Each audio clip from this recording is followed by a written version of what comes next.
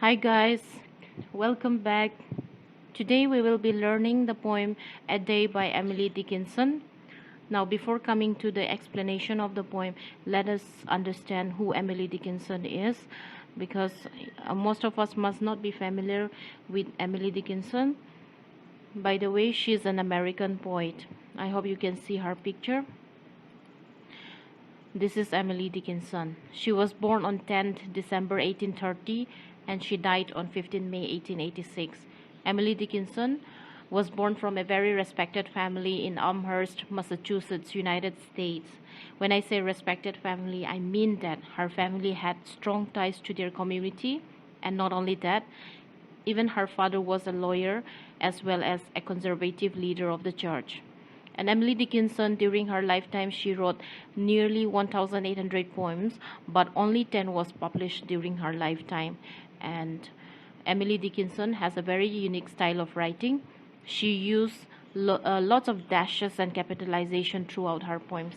She used dashes mostly because she wanted to emphasize or she wanted to indicate a missing word or words to replace comma or full stop or punctuations, and she capitalizes words for no reason at all. Just because she likes it, she capitalizes it. And she led a very reclusive life. She was mostly isolated from social life. She likes staying alone, and she stays spinster.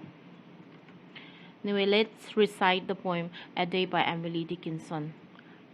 I'll tell you how the sun rose, a ribbon at a time. The steeples swam in amethyst, the news like squirrels ran.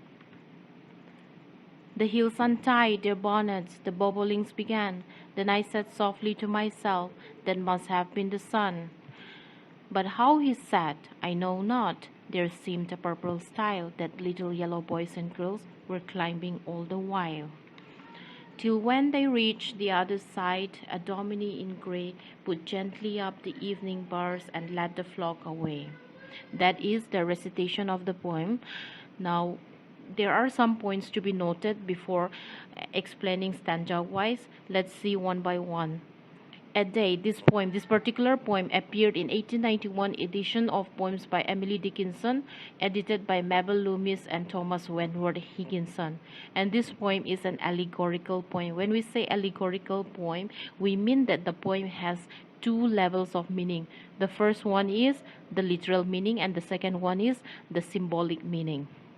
This poem deals with symbolism too, like sunrise representing birth and sunset representing death.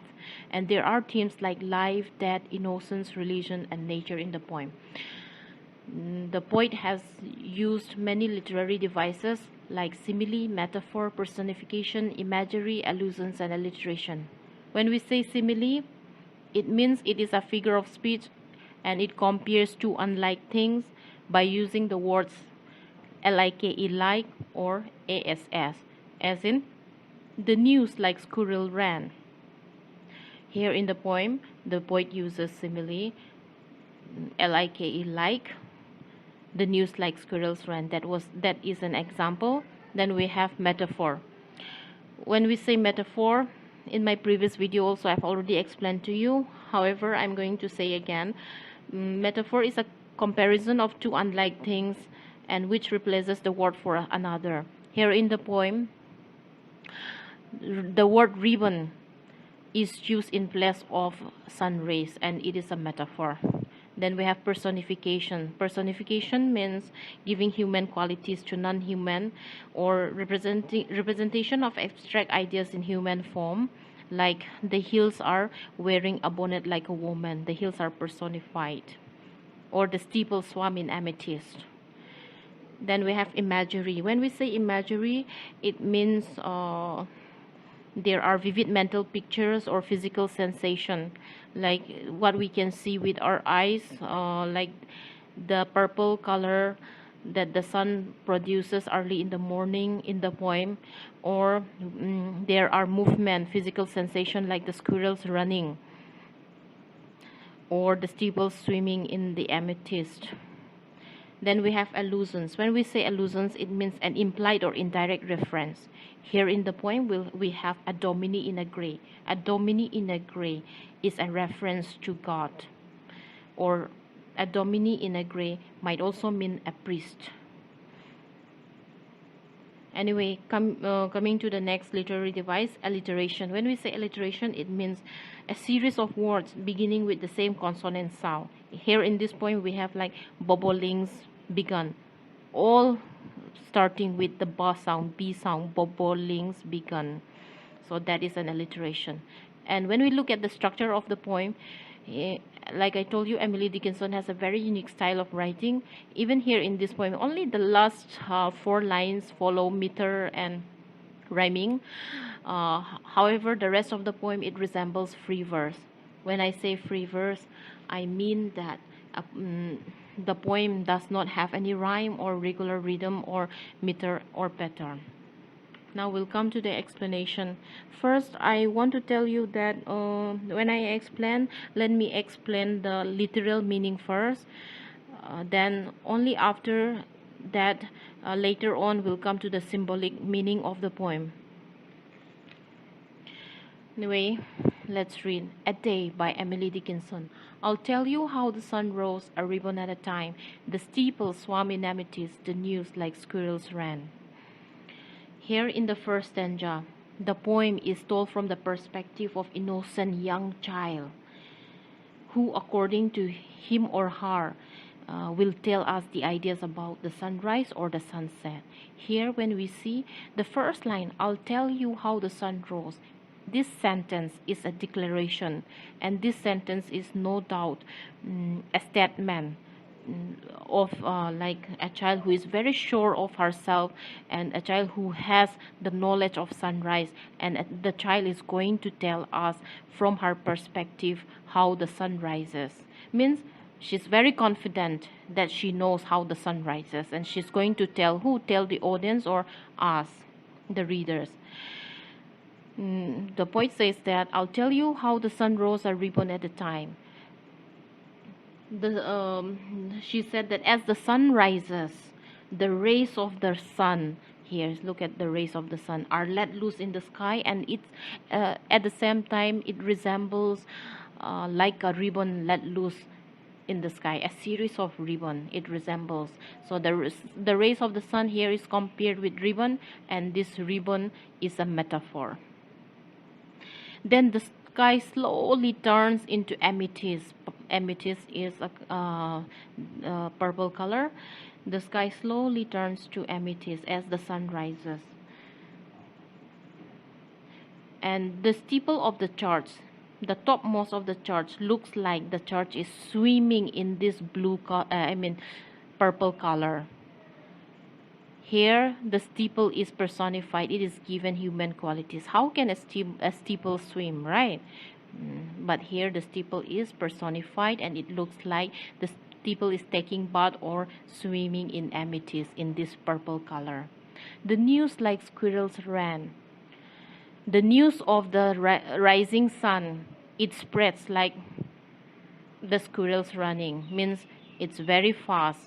When it awakens nature around them, the news of sunrise travels just like the squirrels running. Here, this is a simile, the news like, by using the word like. This is a simile. So in this stanza, we came to know that the poet is telling us that she knows how the sun rises, and she's going to tell us she's so sure of herself that the sun rising looks like a ribbon in the sky, and the steeples even looks like swimming among the amethyst purple color, and the rising of the sun, the news travels so fast like a squirrel. Coming to the next stanza, the hills untied their bonnets, the bobolings began. Then I said softly to myself, that must have been the sun.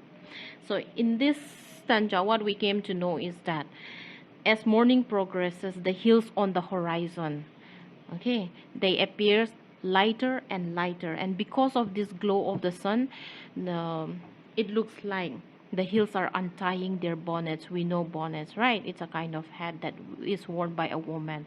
So the cloud that covers the hill, now as the sun glows brighter and brighter, the clouds are not there anymore, and it looks like the hill is untying her bonnets. Then the bobolinks began. Means bobolink is a kind of a small bird, is a songbird, and the bobolink used to sing song early in the morning. So as the sun rises, the day had begun, and the bobolink began to sing song. Then the poet says, "Then I said softly to myself, that must have been the sun." Here in these two lines, what we can see is that the poet is uttering to herself as if she had seen the sun rising for the first time in her life. There is an amusement in her voice. She says that, "Then I said softly to myself, that must have been the sun." I hope you understand up to that. Now coming to the next stanza. "But how he sat, I know not. There seemed a purple stile that little yellow boys and girls were climbing all the while." The poet says that from a very jubilant mood now comes to a change in tone. She's saying that she does not know how the sun sets. It looks like there is a deep purple in the sky, and the yellow little boys and girls, the boys and girls who are playing or who went to school, they looks like yellow in color because the setting of the sun, the sun shines on them, and they look yellowish in color. And these boys and girls, they were climbing all the while, means they were climbing up a ladder to get into another side of the fencing. Till when they reached the other side, a dominie in grey put gently up the evening bars and led the flock away. Means those children who are climbing on the ladder to get to the other side of the fence, they had already reached the other side. Then a dominie means a priest or a pastor who wears grey color robe. He came to pick up or collect those kids. He led the flock away, and he put them behind the bar, means behind the gate. He closed the gate, and then he led the kids to the house where the kids must take rest for the night. I think that is the literal meaning of the poem. Coming on the symbolical meaning, this poem talks about circle of life, like how human being is born and how human dies, where the poet only knows the part of human beings, and she does not have any idea regarding the death of human being. Like here, the sunrise is symbolizing birth, and the sunset symbolizing death. She's so confident about the knowledge that she knows sunrise. However, she does not have any idea regarding sunset, because sunrise, when we say the birth of human being, it is mostly associated with happiness, celebration. When a child is born, we are happy, we celebrate, and it gives hope that he or she will lead a life, and during his or her lifetime, he or she will do good deeds, and then later on comes the setting sun, that is the death of human being. Nobody ever speaks of human's death in a very jubilant mood. Everyone, most of us, or let me say all of us, do not want to die, and even when that happens, we are sad, and we feel we grieve over the death or over the loss of someone. So just like, and we do not understand death. So just like that, contrasting to the sunrise, the poet says that she does not know the setting of the sun, which is a kind of mystery to her. Or in other words, it means the poet do not want to or does not simply know regarding that. However, when death comes, just like a dominie in grey leading the flock away, she might also mean that a dominie in grey means God, the call of God. God is leading us to the other side, maybe to his heavenly abode, and nothing more than that she does not know.